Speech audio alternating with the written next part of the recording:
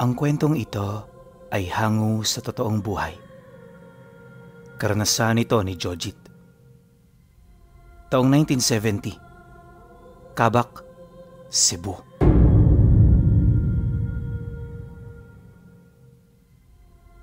Noong mga panahong ito, kasalukuyang nakatira si Jojit sa pamilya ng tiyuhi niya na si Emilio. Halos magkaedad lang silang dalawa, kaya naman nagkakasundo sila sa mga bagay-bagay. Maraming dahilan kung bakit napilitang manirahan si Jojit sa pamilya ng tiyuhi niya. Una, hiniram siya nito sa kanyang mga magulang, gawa ng nagdadalang tao yung nanay ni Emilio. Malawak ang sakop na lupang pagmamay-ari ng pamilya, kaya kung silang mag-ama lang ang mamamahala, hindi nila ito kakayanin. Dahil dito, kaya naman kailangan nila ang tulong ni Jojit sa kanila. Wala naman yung problema para sa kanya. Gawa ng literal na palamunin lang naman siya sa kanila. At imbis na maging pabigat sa kanyang mga magulang, hindi na tumutol ang kanyang ama sa nais mangyari ng ama ng tiyuhi niya. Malayong tirahan nila sa lugar ng Kabak, kaya nung makarating siya rito, hindi niya na nakita ang kanyang ina't mga kapatid. Mabuti na lang, naging abala sila sa bukid, kaya naman kahit papaano hindi siya gaanong nangulila. Pero ang ipinagtataka niya lang, bakit parang hindi natutulog ang ama ni Emilio? Kapag hapon kasi, lantang gulay na silang dalawa, pero yung ama nito pansin niya na napakasigla pa. At kapag gabi naman, pinapatulog lang sila nito, tapos maya-maya nun makakarinig na siya ng langit-ngit ng pinto. Yun bang may lumalabas ng bahay? Noong una hindi niya talaga ito ganong pinapansin. Pero sa katagalan na paulit-ulit itong nangyayari, dito na siya napatanong sa tiyuhi niya. Kaya naman nang marinig nito ang kanyang inaalala, hindi na ito nagdalawang isip na magtapat sa kanya.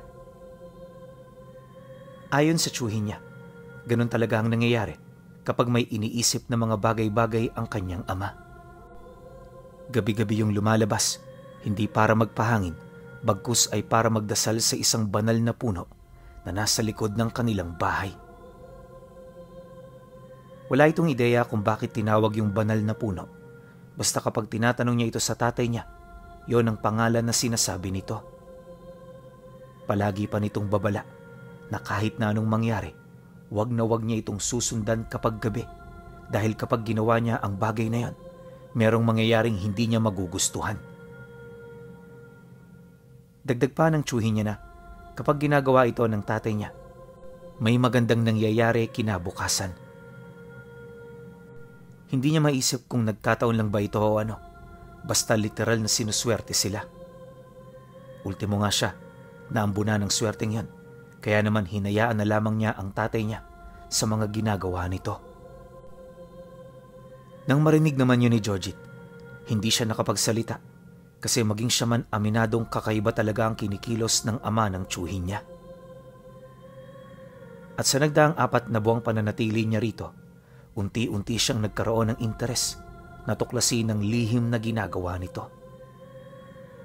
Alam niya na hindi papayag ang tiyuhi niya na manmanan ang sarili nitong ama, kaya naman siya ang gumawa ng paraan. Isang gabi, kakatapos lang ng gapasan. 2 araw silang nagtrabaho, kaya pagsapit ng gabing yan, literal na nabugbog ng pagod ang katawan nila. Yung tiyuhi niya, pagka-uwi pa lang, tulog na kaagad.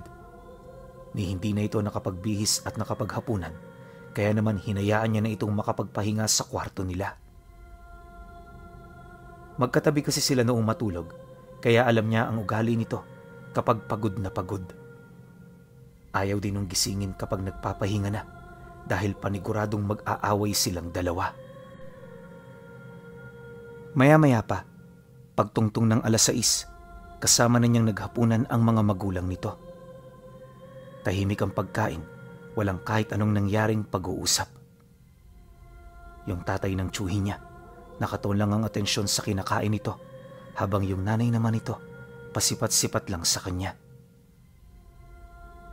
Pagkatapos naman ng hapunan, nang mapansin niyang aalis na ang ama nito, di na siya nagdalawang isip na mag-uwi karoon ng, "Pai, Tapos na po kayo? Marami pang pagkain. Nang marinig naman ito ang kanyang sinabi, napangiti lang naman ito habang sumasagot ng, Tapos na ako, Jojit. Kumain ka lang dyan. Magpakabusog ka para makabawi ka. Matapos nitong makapagsalita, diretso na ito sa kusina na parang nagmamadali. Yun na rin ang huling pag-uusap na nangyari noong mismong gabi. Isang oras pa ang lumipas nang patulog na siya. Hindi na talaga siya gaanong mapakali. Kahit napakalamok at napakadilim na sa kwarto, tila bang naglalakbay ang kanyang diwa sa paligid nito. Iniisip niya, bakit hindi siya lumabas para silipin ang ginagawa ng ama ng tiyuhin niya?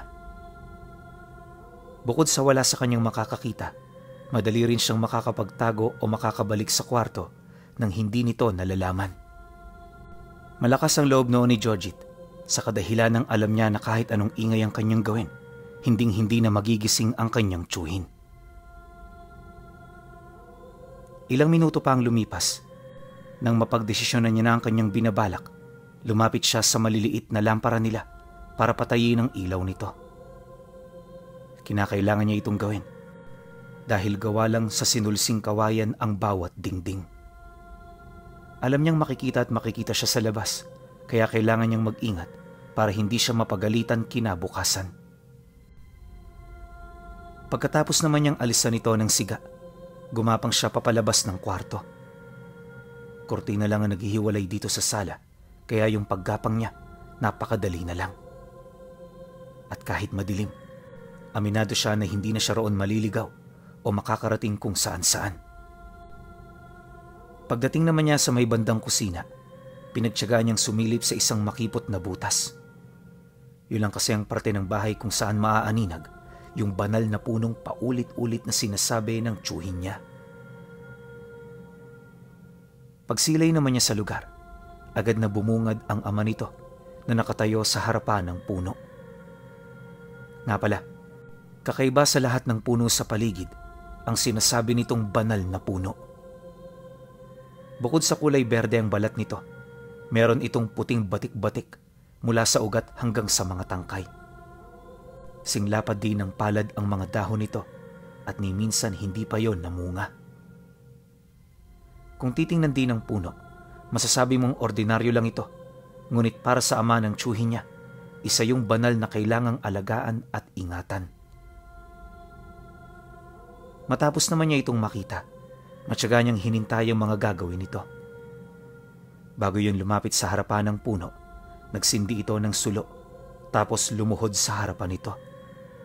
Taimtim ang pagdasal ng ama ng tiyuhin niya, pero lahat ng sinabi nun, hindi niya maintindihan kahit naririnig niya.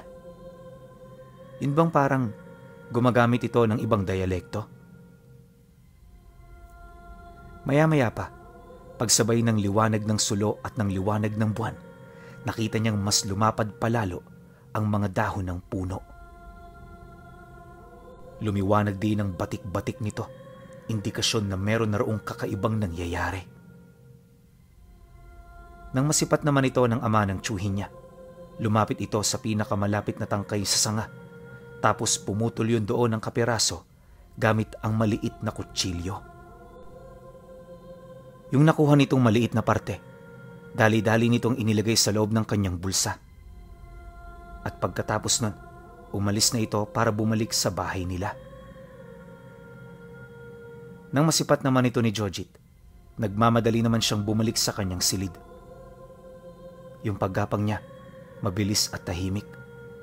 Di rin siya gumawa ng kahit na anong ingay, kahit masakit na ang kanyang tuhod dahil sa kanina pa siyang nakaluhod. Pagpasok naman niya sa loob, narinig niya ang langit-ngit ng pinto, kaya naman nagpatay mali siya na siya. Ilang minuto pa ang lumipas, ramdam niya na sumilip ang ama ng tiyuhin niya, kaya hindi na siya kumilos sa kanyang kinaroroonan. Literal na mahimbing ang tulog kahit hindi naman komportable. Pag-alis naman ito, meron siyang naalala tungkol sa kanyang mga nakita sa puno. Ayon sa kanya, na pagkaalis niya doon, napansin niya na may tumulong likidong ginto sa tangkay na pinagputulan nito ng piraso. Hindi niya alam kung yun ba ay totoo, bunga ng kanyang imahinasyon, o kung ano. Basta, bigla na lang itong sumagi sa isip niya na kanya naman kaagad na pinaniwalaan. Buong magdamag, nanatili itong palaisipan para sa kanya. Pagsapit ng 4:00 ng madaling araw, tsaka pa lamang siya nakatulog. Mabuti na lang, wala silang trabaho noon dahil araw ng linggo. Palagi silang nagpapahinga sa mga ganoong araw kahit napakarami pa nilang gagawin. Magbabandang 12:00 na rin siya ng tanghali na gising, kaya naman kahit huli ng matulog, medyo nakabawi. Pagpasok niya sa kusina para magkape, bumungad sa kanya ang tatay ng tsuhin niya na merong mga dinudurog na sangkap. Tahimik lang din yung gumagawa ng kanyang trabaho, animoy hindi yun importante. Pero pagsilay ni Jojit sa dinudurog nito, nakita niya na yun pala ang piraso ng tangkay ng sanga na nakuha nito kagabi. Gulat na gulat siya kasi napakabango ng amoy nito. Para yung gumamela na hinaluan ng rosas at pulot. Hindi masangsang sa ilong, kaya madali kang mahahalina sa amoy nito. Matapos niya itong malanghap, dali-dali siyang nagtimpla ng kape at dumikit sa kinaroroonan ng ama ng tsuhin niya. Wala siyang ipinakitang interes sa ginagawa nito pero yung kanyang wisyo nakatuon sa bagay na yon. Alam niya kasi na may gagawin na naman itong kamanghamanghang bagay. Sa pagpapatuloy ng kanyang pagmamasid, dito niya na napansin na paunti-unti itong tumitingin sa kanya habang nakangiti. Wala man itong sinasabi, malakas ang kanyang kutob na parang may nalalaman ito ukol sa ginawa niya kagabi. Kumusta ang tulog mo, Jojit? Nakapagpahinga ka naman ba ng maayos pagkatapos mong makita ang lahat-lahat? Huwag mo na itong uulitin. Hindi ito nakakatuwa. Alam mo ba na pwede kang mapahamak dahil sa ginawa mo? Wika ng tatay ng tsuhin niya. Pagkatapos nitong magsalita, tumahimik ito kaagad dahil sa pagpasok ni Emilio. Siya naman nagpatuloy sa pagkape, animoy walang nangyari. Nakakabahala man ang sinabi nito. Hindi siya kaagad nagpatinag, gawa ng naniniwala siyang marami pa siyang hindi nalalaman. At anuman ang bagay na yon, magbibigay ito sa kanya ng kaliwanagan ukol sa buo nitong pagkatao. Ilang minuto pa ang lumipas, umalis na ito sa kusina. Nagpaalam ito sa kanila na gagamutin ng kanyang asawa, kaya pansamantala iniwasan muna nilang pumasok sa silid. Maging tahimik lang din sila para maiwasang makagambala ng iba. Pagkasambit naman ito ng ama ng tsuhin niya, agad nitong itinarangka ang pinto. Matapos nun, unti-unti nang binalot ng katahimikan ng paligid. At sila namang magtsuhin, naiwan sa sala, tahimik na nakikiramdam at nakikinig. Ang kaso lang, kahit anong gawin nila noon, wala talaga silang napansing ingay na nagmumula sa silid na yon. Literal na napakakalmado, animoy wala itong tao sa loob.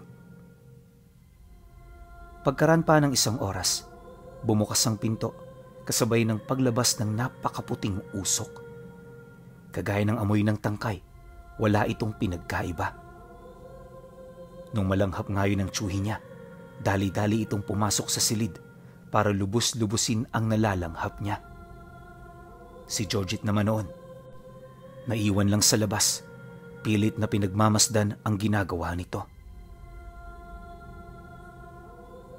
Pagkatapos ng mga pangyayari, isinama sila ng ama ng tsuhin niya sa naiwan nitong lupain. Kahit wala pa raong pananim, kailangan nilang maglibot-libot para masigurong walang mamamahay ng mga ahas sa loob ng kahon ng sakahan. Ayon sa kanya, hindi biro ang pupuntahan nila, gawa ng ekta-ektarya ang lapad nito. Makipot din at masukal ang daan, Kaya kung iikutin nila ito, aabutin sila ng isang buong araw. Bagay na inaalala naman noon ni Jojit dahil sa mga trabahong iniwan nila na sana'y ginagawa na nila.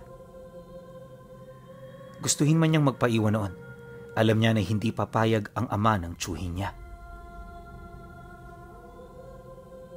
Makalipas pa ang isang oras, malayo na silang tatlo sa bahay. Nasa gitna na rin sila ng palayan, kaya yung dinaraanan nila medyo limitado lang. Sa magkabilang gilid kasi, purong putik na ang naroon.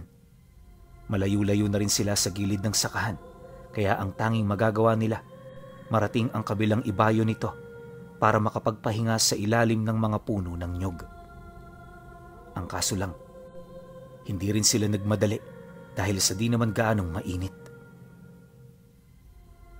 Matyaga nilang hinintay ang ama ng tiyuhin niya, nakasalukuyan na noong tumitingin-tingin sa mga dinaraanan nila. At habang hindi sila umuusad, panay naman ang kanilang paglalaro para naman kahit papaano hindi sila makaramdam ng pagkaburyong. Napakasaya nilang magtiyo noon. Animoy wala man lang siyang nasaksihang kakaibang bagay noong nagdaang gabi. Maya-maya pa, pag-utos naman ito sa kanila na umusad na, naalala niya na iniwan pala niya ang nanay ng tiyuhin niya na nag-iisa sa kanilang bahay. 6 na buwan na itong buntis, kaya naman nang sumagi ito sa isip niya, agad niya itong sinabi sa asawa nito. Nag-alala si Jojit noon, gawa ng yung pinakamalapit na kapitbahay nila, nasa bandang baba pa ng bahay na pinagtitirhan nila. Kung susumahin, maaaring umabot ng 200 metro ang layo nito. Malayo na yon para malaman pa ang nangyayari sa bahay. Isang bagay lang din ang iniisip niya, at ito ay walang iba kundi ang posibleng pambibiktima rito ng mga aswang na naninirahan sa baryo. Matagal-tagal niya na itong alam, at kahit sa murang edad niya, naniniwala na siya sa mga ito.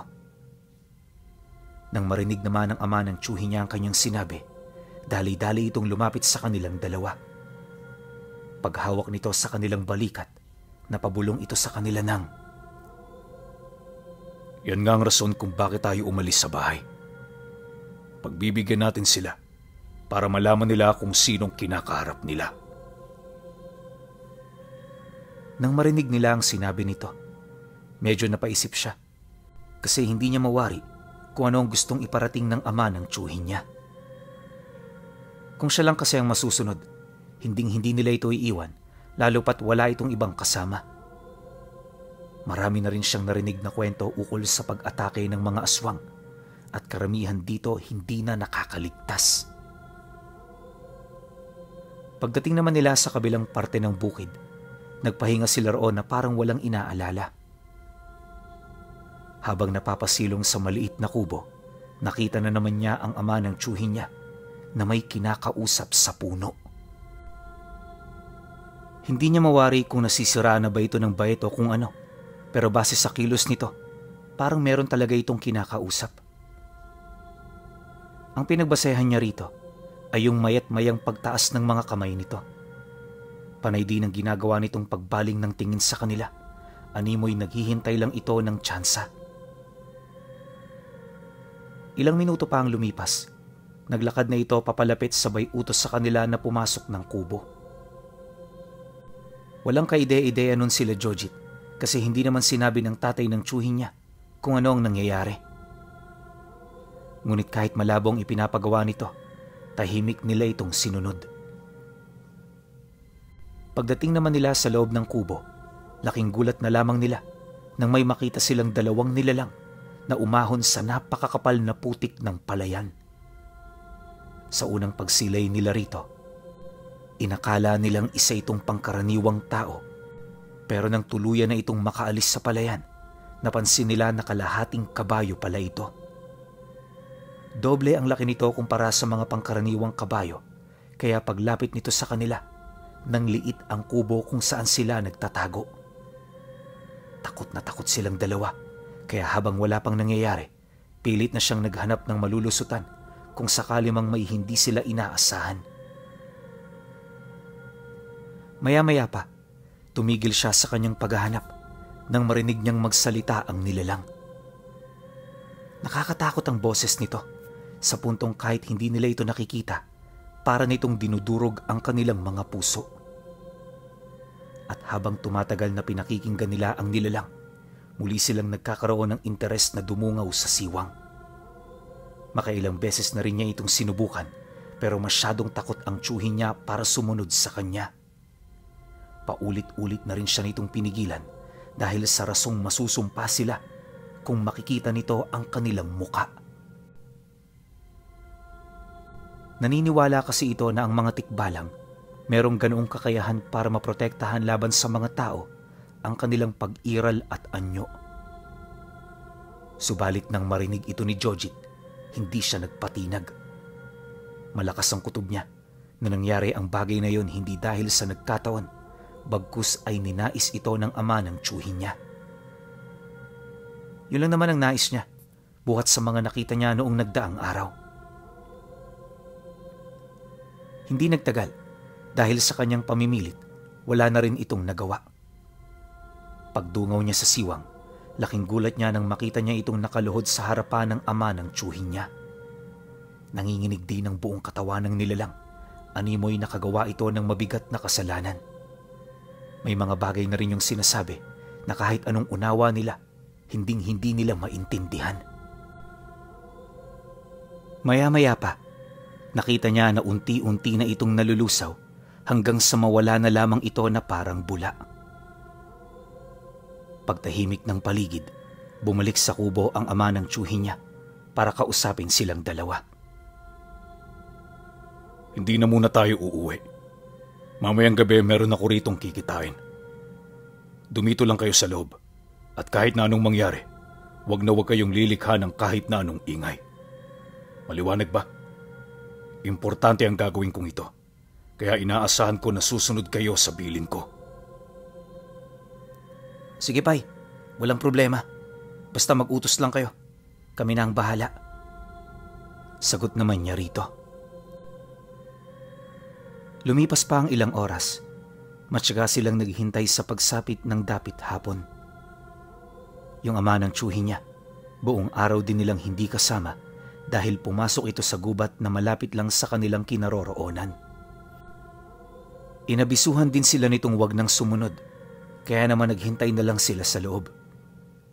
Siyempre nagdulot ito ng malaking katanungan para sa kanila, pero kahit anong gawin nila, alam nila na wala na silang magagawa. Pagsapit naman ng 6:00, napansin nila na parang napakaaga naman ang naging paglubog ng araw. Nakakapagtaka ito para sa kanila, gawa ng yon ang kauna-unahang beses na nangyari ang ganon. Madalas kasi kapag 6:00, may araw pa, kaya naman hindi pa gaanong kadiliman sa paligid. Matapos naman nila itong mapansin, panay na ang kanilang pagmamasid sa may bandang palayan para hanapin ang ama ng tiyuhin niya. Nababahala na rin kasi sila noong mga oras na yon dahil sa napakalayo ng kanilang napuntahan sa kanilang tahanan. Alam din nilang hindi ligtas ang lugar, kaya kahit na anong mangyari, uuwi at uuwi silang dalawa. Pagsapit naman ng 8:00, awa naman ng Diyos, nakita nilang dali-dali itong naglalakad bitbit ang isang malaking sulo na gawa sa kawayan. Nagniningas ang apoy nito, kaya naman hindi na sila nahirapan na yon ay mahanap. Pagdating nito sa pinto ng kubo, agad sila nitong inutusan na magmadali na. Akala nila uwing-uwi lang ang tatay ng tiyuhin niya, pero paglabas nila ng kubo, narinig niya itong nagwika ng, Bilis-bilisan nyo! Kapag namatay ang ilaw ng sulong ito, mamamatay tayong lahat dito. Kumilos na kayo! Dali! Pagkasambit nito ng mga katagang yon, agad nilang tinahak ang daan sa gitna ng palayan. Mabilis at walang bahid ng pagkakamali ang kanilang kilos, sa takot na baka mangyari ang babala ng ama ng tiyuhin niya. Inakala rin noon ni Jojit na walang mangyayaring masama basta magmadali sila, pero nang marating na nila ang kalagitnaang parte ng sakahan, dito na unti-unting bumungad sa kanila ang malalaking ulo ng tikbalang na umaahon mula sa napakakapal na putik. Kahit nakamulat ang mga mata nito, halatang parang wala pa yun sa kanilang mga wisyo. Matapos nila itong masilayan, nagpatuloy lang sila sa pagtakbo hanggang sa matawid na nila ang sakahan. Nang medyo abot tanaw na ang kanilang bahay, mas lalo pa nilang binilisan gawa ng kitang-kita nila na nawawala na ang siga ng sulo na hawak ng tatay ng tiyuhin niya. Pagpatay naman ito, dumilim ang paligid kasabay ng pag-atungal ng mga nilalang mula sa iba't ibang direksyon. Dumagungdong na rin noon ang lupa, dahilan para hindi na sila tumingin kung saan-saan. Alam kasi nila na hinahabol na sila ng mga ito, kaya hindi na nila kailangan pang magmabagal. Kalaunan, pagdating nila sa bahay, nawala ang dagungdong na kanilang narinig. Ang tanging nakaagaw na lamang noon ang kanilang atensyon ay yung mga pagaspas ng malalaking pakpak sa bubunga ng bahay. Nakakatakot itong pakinggan dahil pakiramdam nila napakalaking ibon nun. Hindi nagtagal, di kalayuan sa kanilang tahanan, may narinig silang umatungal tapos humihingi ng tulong. At habang nag-iingay ito, ramdam nila na parang dinadarag yun papalayo. Maya-maya pa, nawala ang tinig na kanilang narinig. Hindi nila alam kung napano ang nilalang. Ngunit nasisiguro nila na meron doong nangyaring masama. Marahil nadakip ito ng mga tikbalang na kasalukuyang humahabol sa kanilang tatlo. Nang medyo bumaba na rin ang takot na kanilang nararamdaman, agad silang tumungo sa silid kung saan naroon ang ama ng tiyuhin niya. Pagsilay nila sa loob nito, nadatnan nila itong merong hinahawing makapal na mamasa-masang bulak sa itaas ng higaan. Dahil sa sobrang dami nito, nagkalat na yun sa buong paligid. Paglapit naman nila rito, sinubukan nila yung tulungan, pero nang mahawakan niya ang bulak na yon, napansin niyang napakabigat nito. Yung isang tumpok nga nun, nasa 10 kilo na. Tapos kapag naman 2 kamay niyang ginagamit niya, parang umaabot ito sa 50 kilo. Walang paraan para sa kanya na mapasan ito, kaya pilit na lang niya noong pinagmamasdan ang ama ng tiyuhin niya. Kalaunan, sa ilalim ng mga bulak, nadatnan nilang mahimbing na natutulog ang asawa nito. Napakapayapa rin ang wangis nito. Animoy sa kabila ng kanilang pinagdaanan, hindi man lang ito nakaramdam ng pag-aalala. Pag-ahon naman dito ng ama ng tiyuhin niya, dali-dali nila itong dinala sa sala ng bahay. Pagkatapos, sumilip na sila sa labas ng bahay, alinsunod sa pagsang-ayon nito mula sa gusto nilang gawin. Pagsipat naman nila sa paligid, bumungad sa kanila ang nasa humigit 100 tikbalang na pilit na pinag-aagawan ang 3 nilalang na may malalapad na pakpak. At habang nangyayari ang ganoong kaganapan, napansin niya na parang hindi na yun gumagalaw. Sa isip-isip niya, nahimatay lang. Pero nang makausap na niya ang ama ng tiyuhin niya, dito niya nalamang kanina pa pala itong pumanaw. Dagdag pa nito na ang mga nilalang na nakikita niya ay kaparte sa grupong humahabol sa asawa nito. Matagal na kasing pinagbabalakan ng mga ito ang kanyang asawa, kaya naman napilitan na siyang humingi ng tulong sa iba. Nabanggit din ito na totoong gintong dagta ng banal na puno at katunayan yon ang ginamit niya para matawag ang libu-libong tikbalang na nakatira sa mundo ng mga engkanto. Ang dugo kasi ng banal na punong yon pinuno. Nagbibigay kapangyarihan dito para hatakin ang mga nilalang na nais niyang gamitin. At kapag nagawa na niya ito, siya na ang ituturing nitong Panginoon hanggang sa siya ay pumanaw. Ganon kalakas ang gintong dagta ng banal na puno, kaya sa abot ng makakaya nito, pinoprotektahan niya ito. Yun nga lang, kahit matatawag na isa itong buhay na mutya, may mga rebuelta pa rin ito sa katawan ng taong nakakaalam ng tungkol dito. Ngunit kung pag-uusapan ng bisa at lakas nito, wala raong makakapantay. Hanggat alam mo kung papaano gamitin ang gintong dagta ng banal na puno, magagamit mo ito sa lahat ng kahit na anong pangangailangan. Basta, lahat ng maisip mong sakit, gamot yun. At lahat ng maisip mong pangontra yun. Ganon ito kabisa, kaya naman matinding pag-aalaga roon ang ginagawa ng ama ng tiyuhin niya. Pagtatapat pa nito sa kanila na hindi ito basta-bastang mananakawan dahil iisang Panginoon lang ang tinitingnan ng puno.